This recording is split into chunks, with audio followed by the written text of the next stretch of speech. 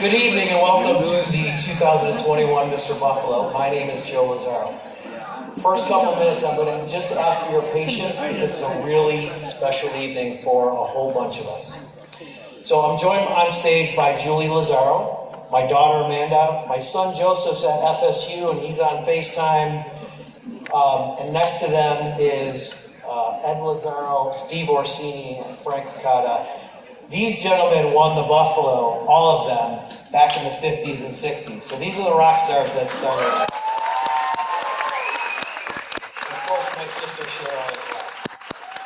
So as I said, tonight's a very special night, not only because all of us are back together, how great is that, right? It's nice to be with all of you guys. And not only because you're here to watch your loved ones compete, but also we're here to celebrate a man whom without none of us would be here this evening. My father, Dr. Joe Lazzaro Sr., took over Mr. Buffalo about 50 years ago. He left us in March of last year to carry on the legacy of this event. For competitors born in Buffalo who train here, having your name on this plaque below means everything to you. It means everything to me, these gentlemen, Mike, and the rest of you out there that are on that plaque. It's a big deal. My father won the show in 1954. Tonight, one of your loved ones will join him on this plaque. My sister Cheryl just wanted to share a couple thoughts that she had along with Ed, and then we'll get going with the show. I appreciate it.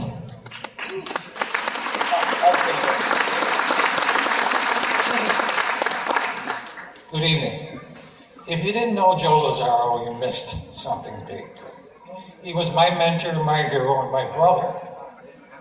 Joe won the Mr. Niagara District 70 years ago in 1951. There was only one contest in all of Western New York, and it was held in either Rochester, Syracuse, Jamestown, or Buffalo, okay? And it was always at the end of the weightlifting competition. It was like at Anna. I wasn't there. But when he came back from Japan in 1954, the contest was held in Buffalo, the Mr. Niagara District again. And Joe went in and he beat a very, very good guy, Rocky Kent. The following year, we drove to Erie, Pennsylvania for the Mr. Great Lakes. 28 guys in the contest. Joe was first and most muscular, okay? The following year, we go to Schenectady, the Atlantic coast. Same thing, same winner, same most muscular man. Joe dominated bodybuilding in Western New York for a 10-year period. His other competitions were kind of interesting to me and close to my heart. In the 60s, he won the Eastern States, the Junior Mr. America, but there was a contest that is beyond all of them. It was the Mr. Central Canada, and it was held in Hamilton, Ontario. Now, my brother Joe had tremendous leg and lower back strength. I saw him squat 330, 30 reps. They were talking about a guy that's 5'6" and a half, 180 pounds at his heaviest. So he goes in the bench, we do the bench first, and he's down by 100 pounds. So next comes the squat. He's now in first place, he squatted 465. Now comes the deadlift, and he deadlifted 610 and blew everybody else out of the contest. Now he goes in the back, we put on his posing trunks, he comes out and wins first place and most muscular. Nothing has ever been done like that I ever saw in my life. Joe went on to win, to place, he won the Junior Mr. American Schenectady that year. And then he went on to win the Mr. North America in Toronto, Canada. And he beat the Mr. Canada, by the way, in that contest in Toronto. The contest that is dear to my heart was the one in 1960, the Mr. Hercules at Plainness Music Hall. Because the Lazzaros came first, Mike Ferraro was second, I was third, Sal Santallucci was fourth, and my brother Vince, who could have been as good as Joe, was fifth. We were 1, 3, and 5.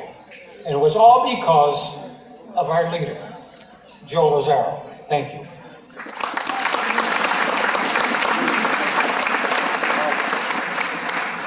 Hi, everybody, and welcome. It's great to be back here and that this show is running.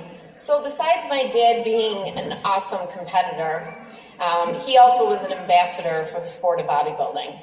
And back 45, 50 years ago, the bodybuilding shows in this area were pretty sparse, even in the surrounding areas. And that wasn't good enough for Joe. He had such a passion for the sport that he wanted to do something about it, and that's when he built and developed the Buffalo into what it is now. And something that I think about is that he had such a passion. He wanted the show to be passionate for the competitors. He wanted it to be a great show. He wanted it to be with integrity and professionalism. And watching him all the years growing up, I was always impressed with what he did and how he did it. Not only did he build this show to become what it is, he also was an ambassador for women's bodybuilding. And he brought in the Ms. Buffalo all those years ago, which was really significant at the time, back in the 70s and 80s.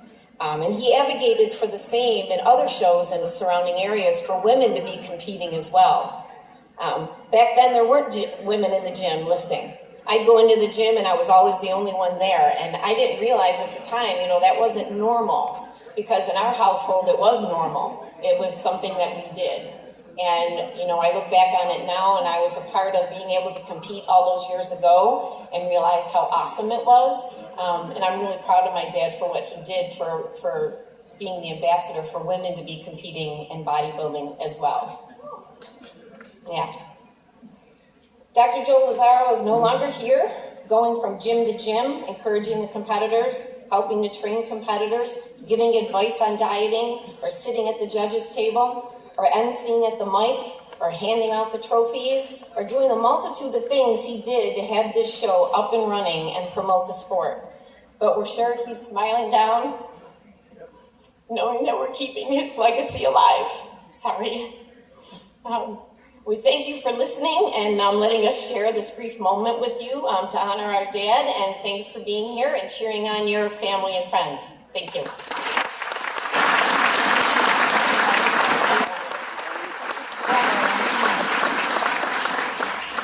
You've been crying all weekend. Hopefully it's over now. So let's get rolling. Let's have a little fun. You guys ready? Yeah. Come on, you old guys. Want to throw up some t-shirts? Okay.